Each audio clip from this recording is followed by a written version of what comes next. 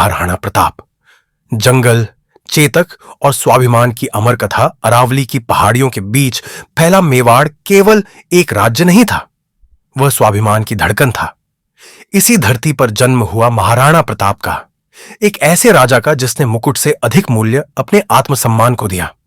बचपन से ही प्रताप ने तलवार चलाना, घुड़सवारी करना और प्रकृति की भाषा समझना सीख लिया था। जंगलों की खामोशी और पहाड़ों की दृढ़ता ने उनके स्वभाव में साहस भर दिया।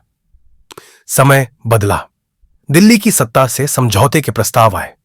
सुख सुविधा, वैभव और शांति का लालच सामने रखा गया, पर प्रताप के लिए आजादी किसी सौदे का नाम नहीं थी। उन्होंने स्पष्ट कहा, मेवाड़ झुकता नहीं। यही निर्णय उनके जीवन की सबसे कठिन पर सबसे उजली राह बना। उनकी राह में हमेशा साथ था घोड़ा चेतक। वह केवल एक घोड़ा नहीं, प्रताप का मित्र, उनका भरोसा और युद्ध में उनका पंख था। सफेद शरीर पर नीली धारियां, तेज आंखें और बिजली जैसी फुर्ती। चेतक की टापें धरती से बातें करती और उसका दिल अपने राजा के लिए धड़कता। हल्दी घाटी का दिन आया।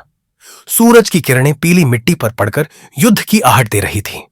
तलवारें चमकी, नगाड़े गूंजे और रणभूमि धूल से भर गई। महाराणा प्रताप ने शत्रु की विशाल सेना का सामना निर्भीक होकर किया। चेतक हवा की तरह दौड़ा, तीरों और भालों के बीच अपने राजा को सुरक्षित आगे बढ़ाता रहा। युद्ध भयंकर था। अंततः चेतक गंभीर रूप से घायल हो गया, पर उसने हार नहीं मानी। उसने आखिरी ताकत जुटाई और एक ऊंची खाई को लांघते हुए अपने राजा को पहाड़ियों के पार सुरक्षित पहुंचा दिया। वहीं उस छलांग के बाद चेतक शांत हो गया। उसका बलिदान इतिहास में अमर हो गया। युद्ध के बाद जीवन और कठिन हो गया। महलों की जगह जंगलों ने ले ली। पत्तों की छांव, कंदमूल का भोजन और रातों की ठंडी हवाएं। रानी और बच्चों ने भी वही कष्ट सहे, पर किसी के चेहरे पर शिकवा नहीं था। रानी अपने हाथों से घास की रोटियां बनाती और बच्चों को कहानियों में साहस सिखाती।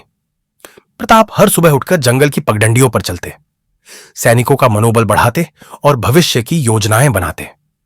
जंगल ने उन्हें सिखाया कि धैर्य कैसे रखा जाता है। जब कभी सैनिक थक जाते, प्रताप कहते, हमारी हार तभी होगी जब हमारा मन हार मान ले। यह शब्द आग की तरह फैलते और थके शरीरों में नई ऊर्जा भर देते। वे छोटे छोटे हमलों से शत्रु को चुनौती देते, किलों को धीरे धीरे वापस पाते और मेवाड़ की उम्मीद को जीवित रखते। एक दिन जंगल में एक साधु मिला। उसने पूछा, राजा होकर यह जीवन क्यों? प्रताप मुस्कुराए और बोले, राजा वह नहीं जो सिंहासन पर बैठे, राजा वह है जो अपने लोगों की आत्मा की रक्षा करे।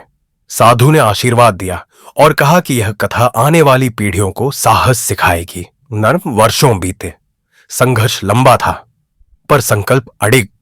धीरे धीरे मेवाड़ के कई क्षेत्र फिर से स्वतंत्र हुए। लोगों की आंखों में विश्वास लौटा। प्रताप ने दिखाया कि हार और जीत से परे भी एक विजय होती है, स्वाभिमान की विजय। महाराणा प्रताप की कथा हमें बताती है कि सच्ची ताकत तलवार में नहीं, निर्णय में होती है। चेतक का बलिदान सिखाता है कि मित्रता और निष्ठा इतिहास बदल सकती है। जंगलों में बिताए गए वे दिन हमें याद दिलाते हैं कि कठिनाइयों के बीच भी आशा का दीप जलाया जा सकता है। आज भी अरावली की हवाओं में उनकी कहानी गूंजती है। हर उस दिल में जो झुकने से इनकार करता है, महाराणा प्रताप जीवित है।